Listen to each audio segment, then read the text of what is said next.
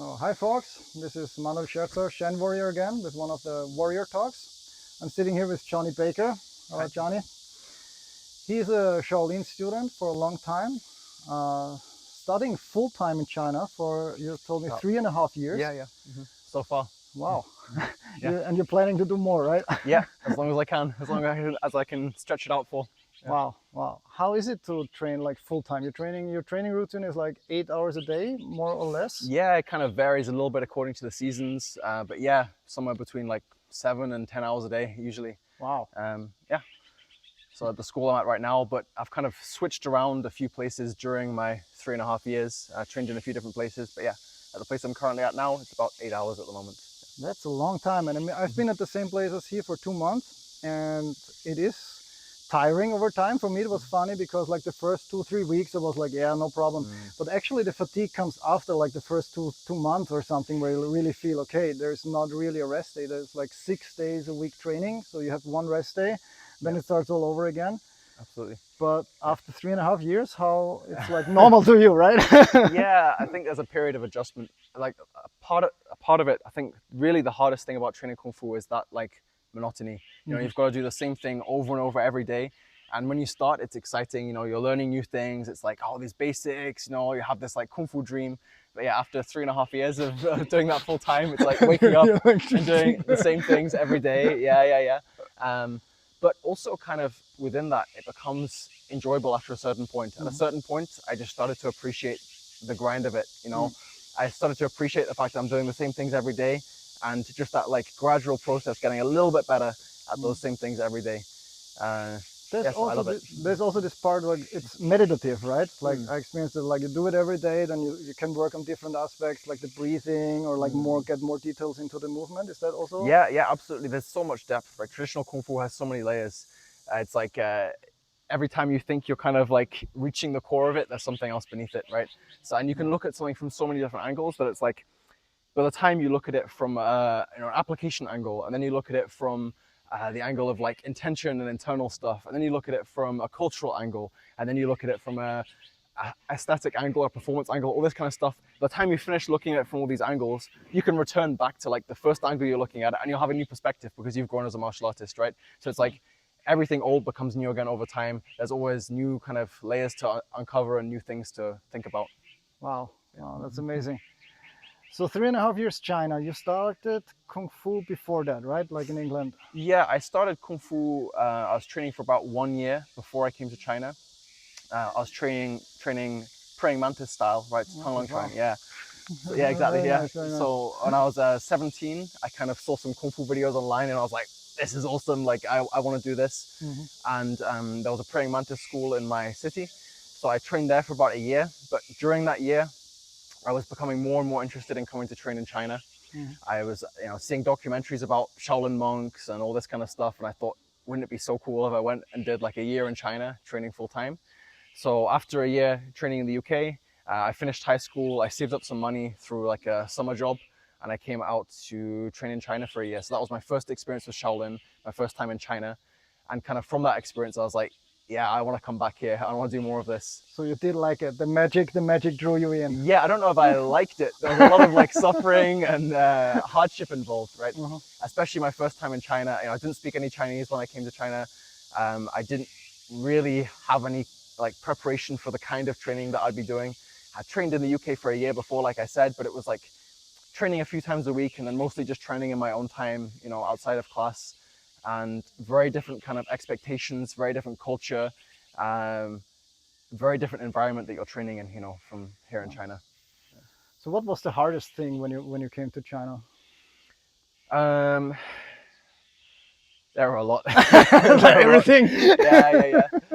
So some of it was adjusting to the lifestyle. You go from Kung Fu just being a part of your life to Kung Fu being everything. The first place I was training at was about 40 minutes drive outside of a city called Siping in northeast China. And it was up in kind of middle of nowhere, really. And so literally that was all there was in your life was Kung Fu. You couldn't leave the school and just go and chill in a cafe for a bit nearby or something, right? It's like this was really all we did, 8 hours a day, just training Kung Fu. It's actually like a prison, kind of like. Kind I of, was yeah, like, "Oh, there you go." really. A lot of these kung fu schools are kind of like that. Really. Yeah, I had the experience when we were in the Jony Baker Academy. I was like, wow, like there's barbed wire, like Yeah. every has the uniforms, the canteens, and like also the music in the morning, like this kind of fanfare. You wake up and it's Yes. like, da, da, da, Yeah, da, yeah, then yeah. you And run. everyone lines up. Yeah, this is actually another kind of interesting topic, really, is how we as like Westerners coming to China perceive like this opportunity to train Kung Fu versus the Chinese kids who are here. For us, it's like we're very privileged to be here. We've had to save up money. To a certain extent, we have to be quite like lucky and quite privileged to be here, to have the opportunity to be able to save up money and come here for extended periods Have the of time. time also, yeah. Exactly, to have the time, exactly, not to have commitments to, you know, family or people you have to take care of or whatever, that we can actually come here and do this. But for the Chinese kids, it's like torture, you know. It's like they're sent here by their parents. They usually don't want to be here. They don't really have much interest in martial arts. And for them, for their parents, it's like it's a cheap option to kind of get them out of the way, or, you know, if they're not doing so well at school, then it provides them an alternative education.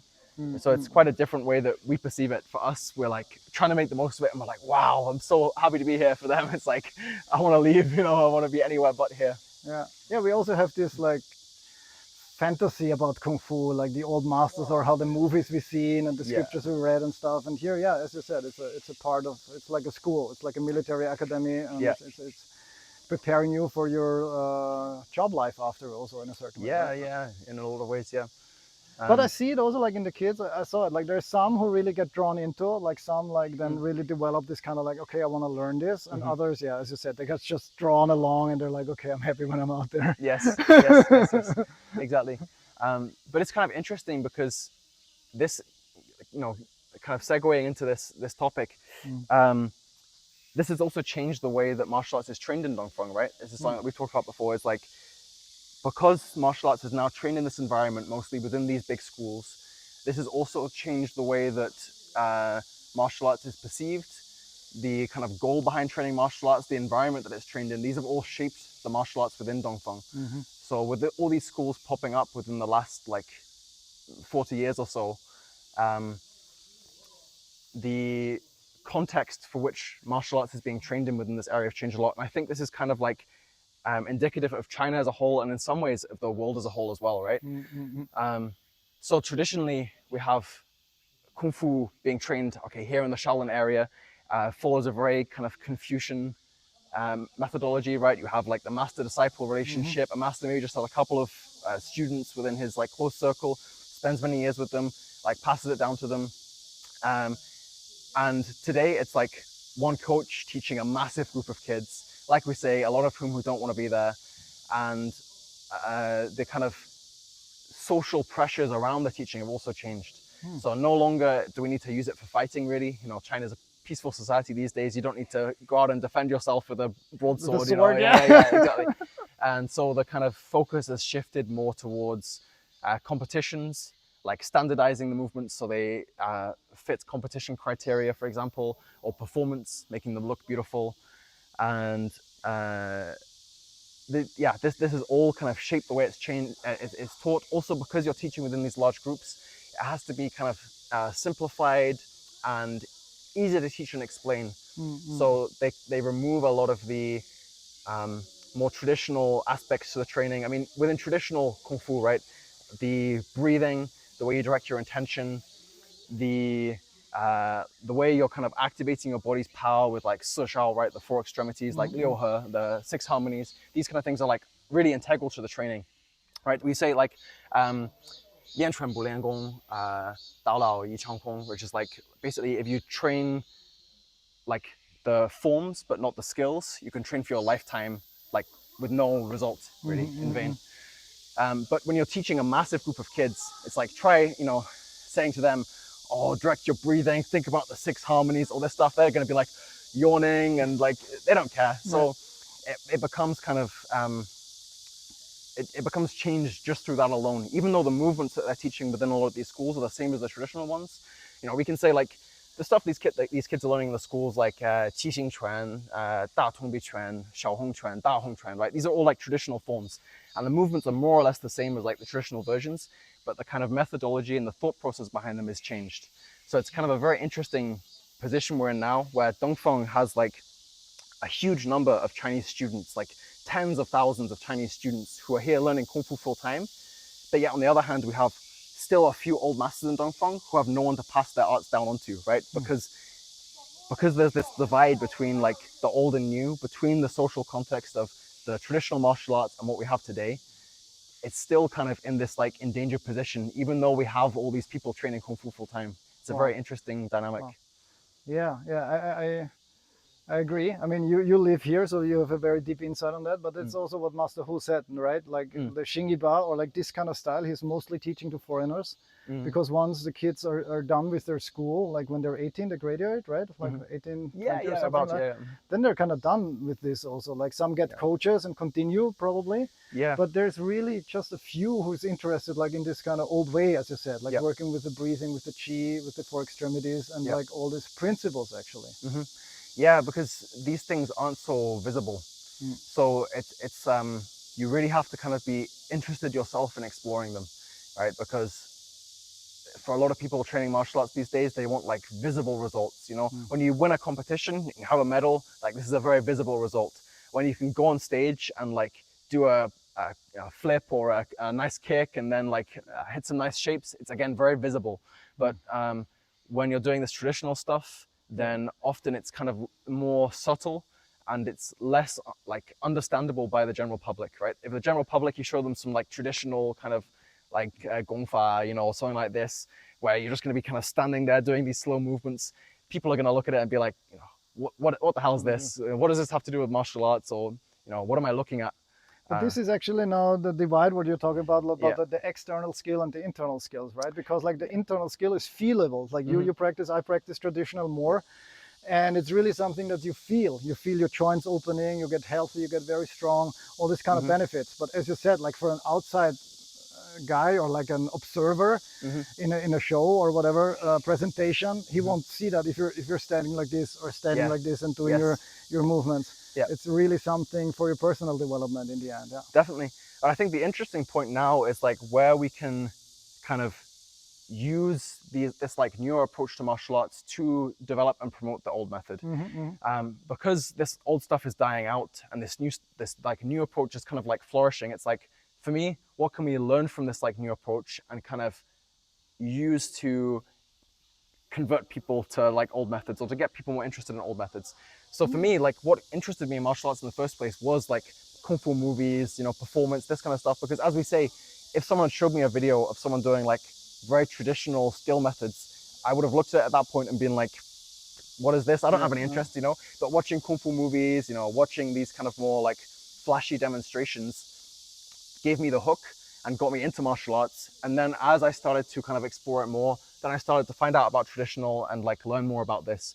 So I think it's like now it's interesting to look at, instead of like discarding the new stuff and being like, oh, well, this isn't authentic, this isn't the real Shaolin. It's like, how can we learn from this and kind of use these two to complement and like develop each other, right?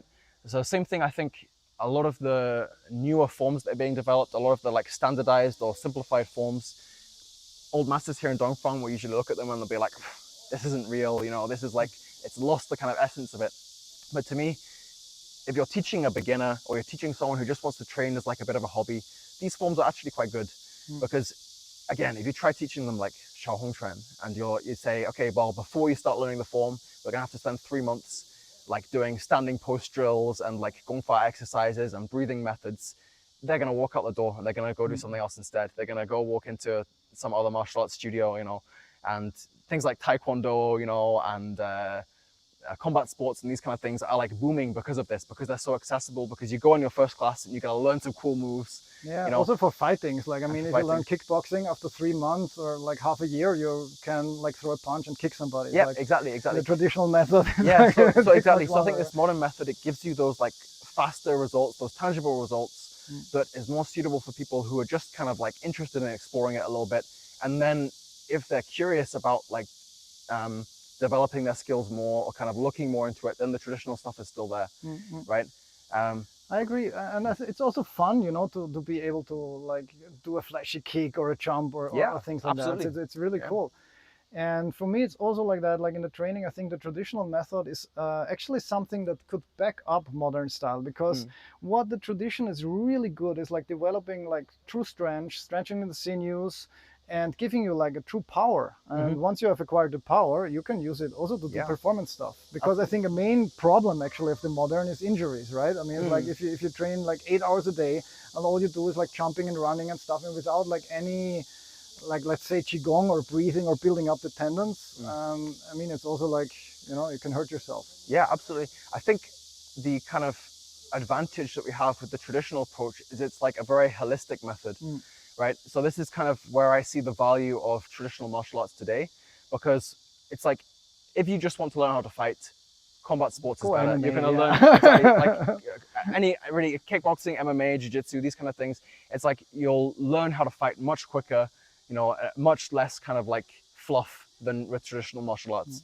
If you just want to learn how to be healthy and improve your fitness, you can go to your local gym and take fitness classes. Or do yoga, It'll be yeah. cheaper, it'll be more convenient. It's like you're not going to have to think about all this like theory and kind of like other stuff that comes with traditional martial arts.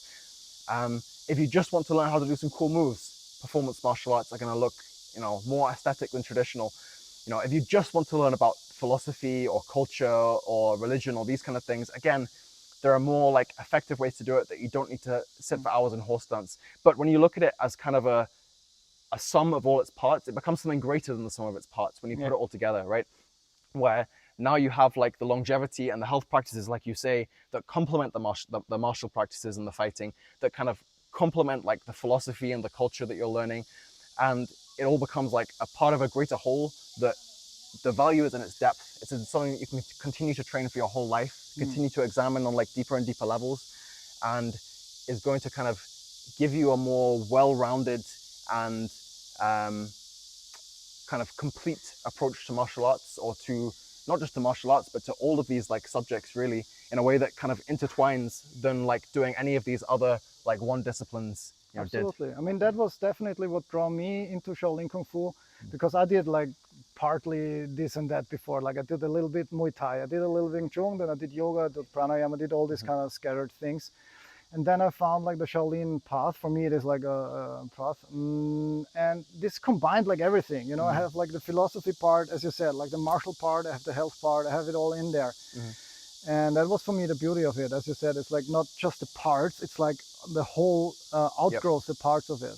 And I think, I mean, the only thing I really experienced this, yeah, like if you want to learn to fight, you have to test it. Like I would then train MMA on the side, like to really get my stuff there. I mean, there's Sanda also, like in the thing, but like this was the only thing that was for me really where I had to go like a little bit outside the Shaolin world to really like get this kind of knowledge and skill. I mean, Shifu Kanishka is one of those who still teaches it, but also around here in China. I mean, maybe you're here longer, but I hardly experienced any master who shows or can really like teach the applications of it, or like. I mean, they show. It's not that they show it from time to time, but they don't train it. Yes, we never like spar with them. Exactly. You don't like, okay, let's do this and this, and then do it with a partner. Yeah. So I completely agree with you. I think like this is one of the areas where we have to be kind of more open-minded than the older generations in looking at what can more modern approaches to martial arts bring us now. Because the old masters didn't have access to these like training methods that we have now. They didn't have the the gloves and the protective equipment and the like medical care as well, right? If we get injured now, if you break your arm during sparring, you can go to a hospital and it's kind of within a few weeks you'll be okay. But back in the day, this was a much bigger problem. So they kind of didn't have access to these to the same things we have now. Why do we not use them? Like, why would you not use them? So I completely agree. I think it's also up to us to kind of research and integrate these ourselves into the training, because you're right, there's not many masters who are doing this. I've trained with one master, Master Wang Xinglong, right? He was the first master I trained with in China. He was very good at this. Like, he used to be a professional Sanda fighter, but he grew up like training traditional martial arts in Shaolin Temple. And he kind of like is very good at like integrating these things together. But outside of training with him, almost no master I've trained with has kind of had this like integration of this knowledge. But do you have any like idea how they did it in ancient times? Because the Shaolin Temple was a kind of like military academy. So like back in the days, there must have been like the integration of the martial aspects. I mean, they didn't just train forms; they went to battle. So in one way or another, they need. I mean, they should have trained that, right? Yeah. I think so as we've talked about with the training methods kind of evolving, some of the movements maybe that we train are still the same as before, but the ways of training it, the intention behind training it is very different. And if you're going to go battle like pirates on the coastlines of China in a week's time, the way you're going to approach your weapons training is going to be very different from now. Yeah, exactly. So even though we can say, okay, the forms might have evolved out of these fighting methods, or even we can say like there are maybe a certain forms or certain movements that were used during these times, the way that we train it now is quite different. The intention behind doing it is different. And this is also why kind of a lot of the old masters will say things like, we can't change the forms because we don't fight with them anymore. We don't kill with them anymore. It's like, unless you've killed someone with a broadsword, you can't like change the form because you don't have that experience.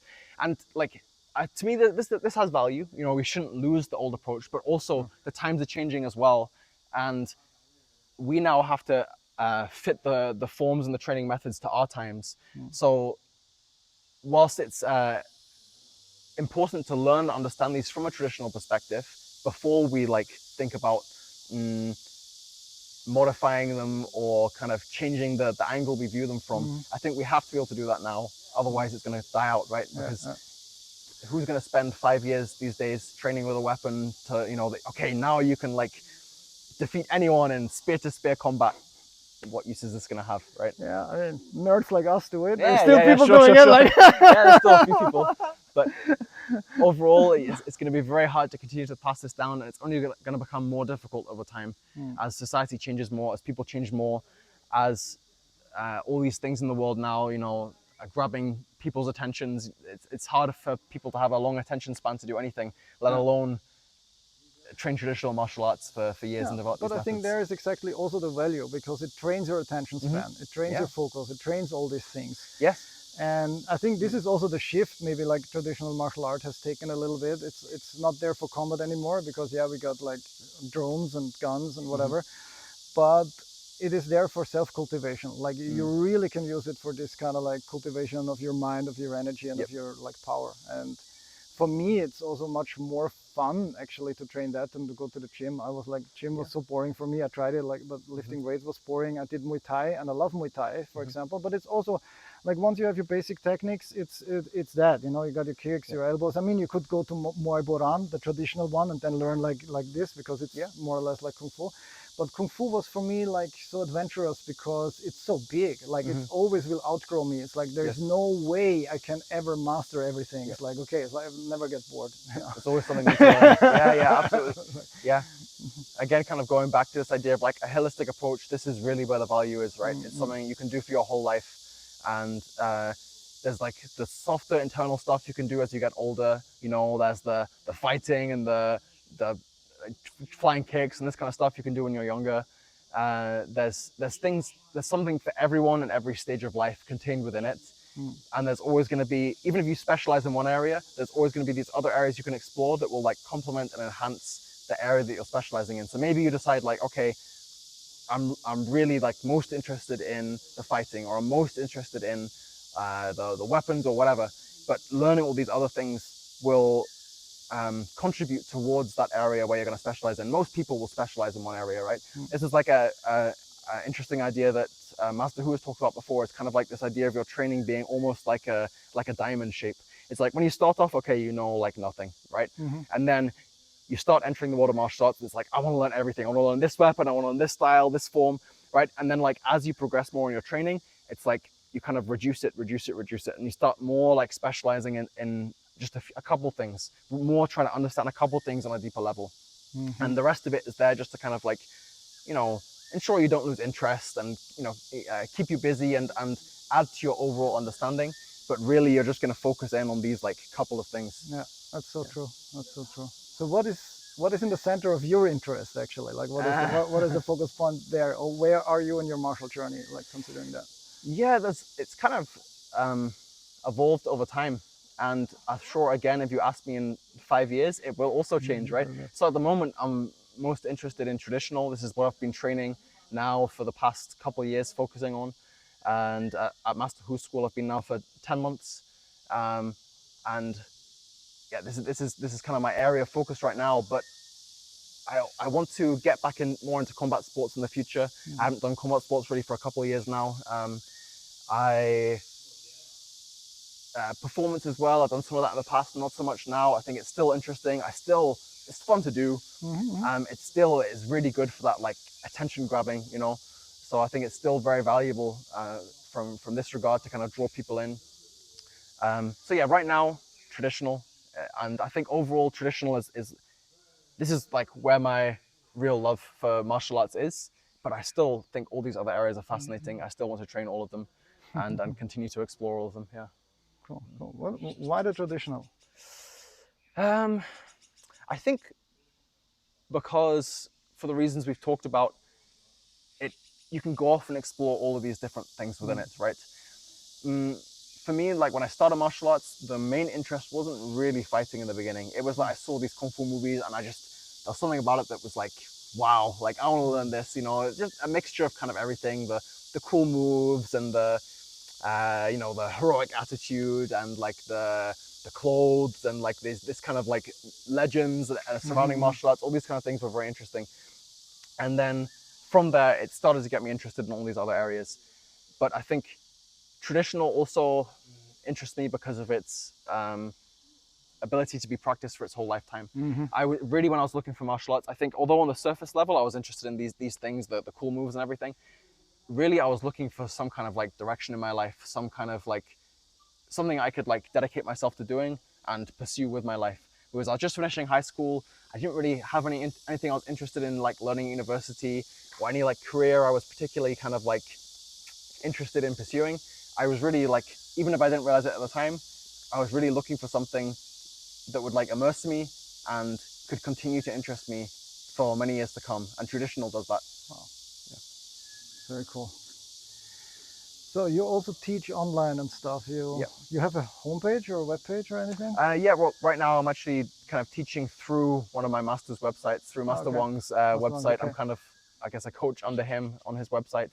So I'm thinking of kind of setting up my own thing in the future. But yeah, right now I'm on his school, kungfuschoolchina.com. I will write it down in the how is it called? Description. Description. Yeah, sure, thank you. Cool, yeah, of course. Yeah, so I've started doing that over the past year or so. Started teaching online for the first time, and it's really good. I enjoy it. It's a really interesting kind of challenge to figure out how to pass these things on and how to pass them on online to people from all over the world. Which is not easy, I guess. Yeah. Well, yes, but that's kind of what makes martial arts interesting, right? If martial arts was easy, then so it works good for you, like the online teaching and stuff. There's obviously certain things that you can't really teach online. Things like applications and partner drills. Okay, you can't do online, and but there's still a lot that you can. There's a surprising amount that you can, and especially if you kind of supplement that online teaching with occasionally going to train in person, or with training with other masters. Most people I teach online train with other masters in their hometown, or they go to different retreats or whatever, and then they train with me on the side kind of to gain a different perspective, or to gain, if they can't visit a school is like an hour or two's drive away, then they'll come and train with me regularly and then visit that school every week or two. I think that's definitely the future of teaching, is like this mixture of on and offline, to mix both of it. Yeah. And I think also it's very important to learn from different teachers anyway, to form a complete perspective. I mean, I think it's very good, like to have a solid foundation, maybe with one teacher. Like I stayed for quite a long time with Xiang Liang, for example, and he really gave me like my like the most important like imprint of like how is my body composure, the breathing, and everything. And then I started to explore more. So like that was my approach, like get a solid foundation in something, and then start to build on that and explore more. Yeah, but definitely I agree that I benefited a lot of like visiting different masters. Yeah, absolutely. This is the kind of blueprint that a lot of people follow, I think, and a lot of the old masters as well. A lot of them haven't just learned with one teacher. They've learned with maybe one teacher for a long time. They've gone out and kind of looked around and found a teacher who has a good reputation, learn with them for a long time. And then when they get to a certain level, they go out and explore different teachers, explore different approaches. Because even if your teacher is really good, then they're still a person, you're still a person, you have your own kind of individual strengths, weaknesses, ideas, ways of thinking. There might be certain ways that your teacher explains things to you that you're like, well, yeah, I get it, but it doesn't really click. And then someone else, you go train with them and they explain the same thing, but maybe from a different angle, maybe from, you know, using a different drill or using a different kind of example. And then it's like, oh, okay, I get it now. That clicks. Right? I definitely have the experience now. Like there's some principles Xiang Liang have told me, or even Kanishka have told me, and now I come here and have the different masters like Hu or Dengfeng, and then suddenly it's like, okay, well that was meant by shoulder rotational. That was meant by like 50% forward, 50% backward. It's like whoop, and suddenly you feel it differently just because the master who shows you feels different. I don't know how to explain. Like you see it and you feel it, and it's like just like, oh wow, that's it. Yeah, absolutely, definitely. And yeah, this is like very important, I think. And also, everyone kind of has their own like takes on things, their own biases. Even if someone claims that they've passed the art down, you know, unchanged, they're going to have their own. Everybody has like a little. Exactly. So really, to gain a complete understanding, you need to learn from different people, and it kind of keeps it interesting, right? So yeah, and you start to see parallels between what people are saying as well. So after a certain while, you can kind of start to form, you know, what is just this teacher's approach and what is something that's really like part of the tradition, you know, what you form your own style from it, right? You kind of gain your own ideas from it.